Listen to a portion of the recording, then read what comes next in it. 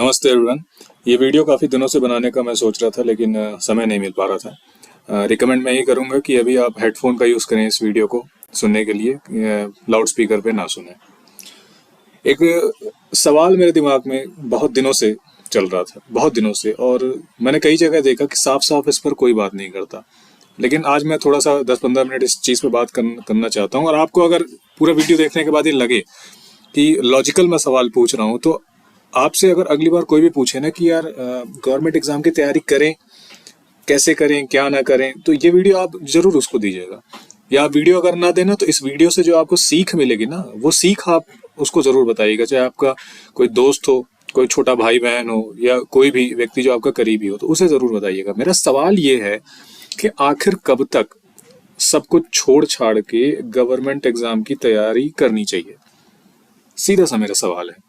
फिर से ध्यान से सुनिए, आखिर कब तक सब कुछ छोड़ छाड़ के मतलब है कि फॉर एग्जांपल आपने ग्रेजुएशन कर लिया और आप कोई जॉब नहीं कर रहे हैं ग्रेजुएशन के बाद, और आपने सोचा कि मेरे को कोई गवर्नमेंट एग्जाम की तैयारी करनी है, पीएससी की तैयारी करनी है, यूपीएससी की करनी है, एसएससी है, बैंक है, व्यापम है, कोई भी एग्जाम हो सकता है, ठीक है।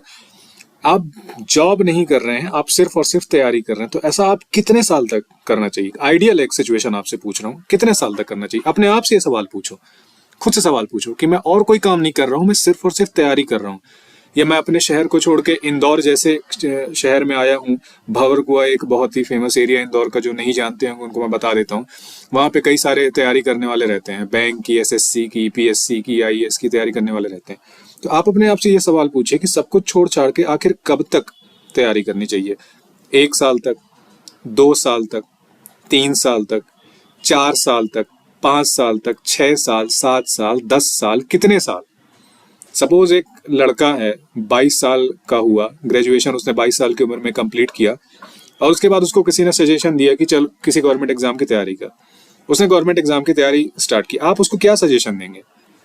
उसको कितने साल तक तैयारी करनी चाहिए सब कुछ छोड़ छाड़ के? अपने शहर से फॉर एग्जाम्पल वो जबलपुर शहर का रहने वाला है, इंदौर में गया तैयारी करने के लिए, भंवरकुआ में रहता है रूम रेंट पे लेके, है ना। क्या सजेशन दोगे? कितने साल तक तैयारी करनी चाहिए? किसी कोचिंग वाले ने, या आपको कोई भी टीचर हो, आपको कोई बहुत फेवरेट टीचर हो, कभी उसने साफ साफ आपको इस चीज को बताया, एकदम साफ तरीके से सीधा आपको बोला कि सब कुछ छोड़ छाड़ के सिर्फ इतने साल तक तैयारी करो, उसके बाद मत करना, कोई जॉब वो पकड़ लेना? कभी किसी ने बोला कि 2 साल तक तैयारी करो या 3 साल तक तैयारी करो? ये कोई नहीं बोलेगा। ये आपको खुद ही सोचना पड़ेगा। मैं एक आपको एग्जाम्पल देता हूँ। मान लो एक व्यक्ति ने बीए किया या बीएससी किया, प्लेन बीएससी किया, ठीक है ना, एकदम प्लेन बीएससी किया, और उसके बाद वो गवर्नमेंट एग्जाम की तैयारी में लग गया। वर्स्ट केस सिनेरियो में आपको बताता हूं कि मान लो 5 साल तक तैयारी करने के बाद उसका सिलेक्शन नहीं हुआ। ऐसे बहुत एग्जाम्पल आपको मिल जाएंगे, क्योंकि गवर्नमेंट एग्जाम में सिलेक्शन का पैमाना सिर्फ और सिर्फ आपका इंटेलिजेंस नहीं होता है। ऐसा नहीं होता है कि आप बहुत इंटेलिजेंट हो तो आपका सिलेक्शन हो ही जाएगा। बहुत एग्जाम्पल आपको मिल जाएंगे जो इंटेलिजेंट होने के बावजूद भी सिलेक्शन नहीं होता है, क्योंकि एक लक फैक्टर भी काम करता है। वो बीए वाला विद्यार्थी जब 22 साल का था, उसने तैयारी स्टार्ट की, 5 साल उसने तैयारी की, कोई भी एग्जाम हो सकता है, सपोज पीएससी की ही तैयारी की उसने, 5 साल तक पीएससी की तैयारी की। अब वो 27 या 28 साल का हो चुका है, सब 28 साल का हो गया है, उसका सिलेक्शन नहीं हुआ। अब वो क्या करेगा? अपने आप से इस सवाल का जवाब पूछो, क्या करेगा?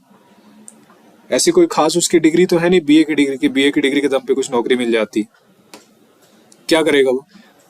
ऐसे कितने एग्जाम्पल भरे पड़े हैं। आप अगर इंदौर में रहते होंगे या भोपाल में रहते होंगे, सपोज अगर कोई भंवरकुआ में रहता है, इस वीडियो को देख रहा है, अपने आसपास देखो, ऐसे कितने लोग हैं जो 3 साल से, 4 साल से, 5 साल से लगे हुए हैं तैयारी में। उनके पास कौन सी डिग्री है? अगर इंजीनियरिंग की डिग्री है तो चलो फिर तो कुछ तो कर लेगा, कुछ स्किल वगैरह सीख के, क्योंकि डिग्री काम की है, जॉब ओरिएंटेड है। मान लो इंजीनियरिंग की नहीं है डिग्री, कोई आर्ट्स वगैरह की डिग्री है, बीए है, एमए है, प्लेन बीएससी है ना, तो फिर क्या करोगे? बीकॉम है, फिर क्या करोगे? क्या रास्ता रहता है? कितने लोग डिप्रेशन में है पता है आपको? मानसिक स्थिति क्या होती है लोगों की पता है आपको? अपने आसपास देखो, सिलेक्शन नहीं होने के बाद लगातार कई सालों तक कितना फ्रस्ट्रेट हो जाता है व्यक्ति। और जो लोग बोलते हैं ना कि तैयारी करने के बाद आप कुछ अलग ही इंसान बन जाते हो, है ना, आपने सिविल सर्विसेज की तैयारी की और उसके बाद आप जिस भी क्षेत्र में जाओगे आप झंडे गाड़ दोगे, ये सब फालतू की बातें हैं, बहुत बकवास बात है ये। कि आप किसी भी क्षेत्र में जाओगे तो आप झंडे गाड़ दोगे। मेरे को एक बात बताओ, तुम क्या पढ़ते हो? हिस्ट्री पढ़ते हो, पॉलिटी पढ़ते हो, ज्योग्राफी, साइंस पढ़ते हो, है ना? तुम 5 साल तक वही चीज पढ़ते हो। 5 साल से तुम हिस्ट्री पढ़ रहे हो, 5 साल से तुम ज्योग्राफी पढ़ रहे हो, 5 साल से तुम पॉलिटी पढ़ रहे हो। कुछ नया आता है क्या? करंट अफेयर्स के अलावा कुछ नया आता है क्या? ऐसी कौन सी स्किल डेवलप कर लोगे तुम कि 5 साल तक उसी चीज को पढ़े जा रहे हो? 5 साल पढ़ने के बाद अगर तुम्हारा सिलेक्शन नहीं हुआ, उसके बाद तुम क्या जॉब कर सकते हो? अपने आप से सवाल पूछो। सपोज 5 साल बाद, 6 साल बाद तुम्हारा सिलेक्शन नहीं हुआ, तुम क्या जॉब कर सकते हो?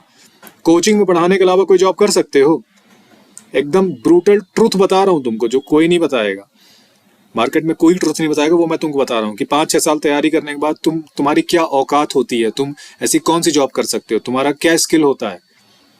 आईटी इंडस्ट्री में कोई चला जाए 5 साल में, कोई लैंग्वेज सीख लेगा, कोई सॉफ्टवेयर सीख लेगा, या किसी दूसरी इंडस्ट्री में चला जाए कोई स्किल सीखेगा। वो तुमने 5 साल में क्या सीखा और तुम क्या कर सकते हो 5 साल के बाद?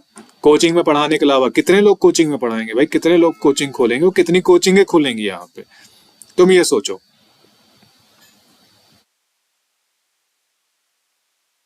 और कई बार एग्जाम्पल ये दिया जाता है ना कि देखो फलाने व्यक्ति का तो 5 अटेम्प्ट में हुआ, 6ठी अटेम्प्ट में हो गया, 7वें अटेम्प्ट में हुआ। ये एग्जाम्पल दिए जाते हैं, और इन्हीं एग्जाम्पल के चलते जो व्यक्ति 3 अटेम्प्ट फॉर एग्जाम्पल अगर किसी का हो गया हो, तो वो सोचता है कि यार चलो यार एक और देख लेते हैं।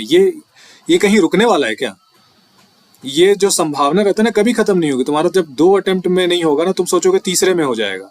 3 में नहीं होगा ना, तो तुम सोचोगे चौथे में हो जाएगा। 4 में नहीं होगा ना, तुम सोचोगे 5वें में हो जाएगा। मैं ये नहीं बोल रहा हूँ कि प्रिपरेशन नहीं करनी चाहिए। मेरा कहना सिर्फ ये है कि तुम सिर्फ और सिर्फ अपने जीवन के 2 साल दो किसी भी गवर्नमेंट एग्जाम की तैयारी करने में। सिर्फ 2 साल। अगर तुमको सब कुछ छोड़ छाड़ के तैयारी करनी, सब कुछ छोड़ के तैयारी करनी है, 2 साल दो। 2 साल के अंदर तुम सारे कॉन्सेप्ट क्लियर कर लो, जो भी नोट्स तुमको बनाने हो एकदम परफेक्ट सब कुछ बना लो। उसके बाद तुम अपनी फील्ड में तुमने जो कुछ भी पढ़ा हो, जिस फील्ड में ग्रेजुएशन किया, उस फील्ड में एक जॉब पकड़ लो, एक बैकअप प्लान लेके चलो।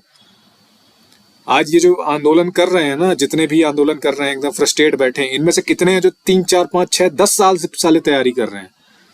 किसी को सजेशन दोगे तुम सब कुछ छोड़ छाड़ के इतना तैयारी करने का?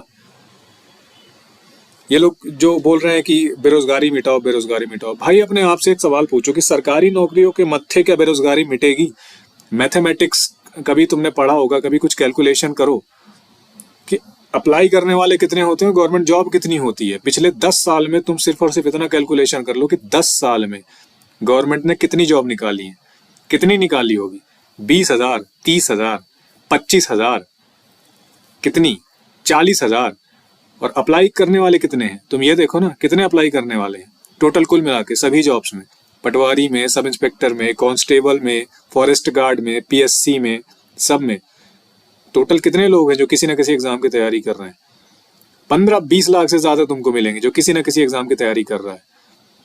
जब तुमको पता है कि सरकारी नौकरी से बेरोजगारी नहीं मिट सकती है, तो इस कुएं में, इस अंधे कुएं में तुम बिना बैकअप प्लान के क्यों कूदते हो?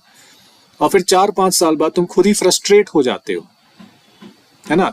किसी व्यक्ति के बहकावे में मत आना कि 5 अटेम्प्ट में हो गया, 6 अटेम्प्ट में हो गया तो मैं भी लगा रहा हूं इतने साल तक। नहीं, ऐसा नहीं करना है।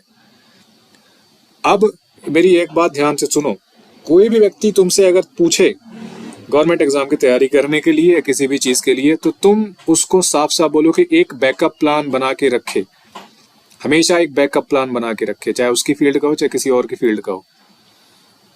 और अगर 2 साल में नहीं हुआ, 2 साल तक अच्छे से तैयारी करो, खूब तैयारी करो, जो करना है वो करो, जहां जाना है वहां जाकर तैयारी करो, सारे कॉन्सेप्ट क्लियर करो। लेकिन 2 साल के बाद तीसरा साल जो है ना भाई, तीसरे साल में सब कुछ छोड़ छाड़ के तैयारी नहीं करना। किसी न किसी कोई अपनी फील्ड की जॉब पकड़ लो, उसके जॉब के साथ तैयारी करो। ऐसा कुछ नहीं है कि जॉब के साथ सिलेक्शन नहीं होता। कई बहुत एग्जाम्पल मिल जाएंगे कि जॉब करते करते सिलेक्शन हो जाता है ना? तो ये एक बहुत इंपॉर्टेंट चीज मुझे लगता था कि मुझे आप लोगों को बताना था, इसलिए मैं टाइम निकाल के मैंने इस वीडियो को बनाया है। कोचिंग वाला तुमको नहीं बताएगा, कोचिंग वाले को कोर्स बेचना होता है, ठीक है?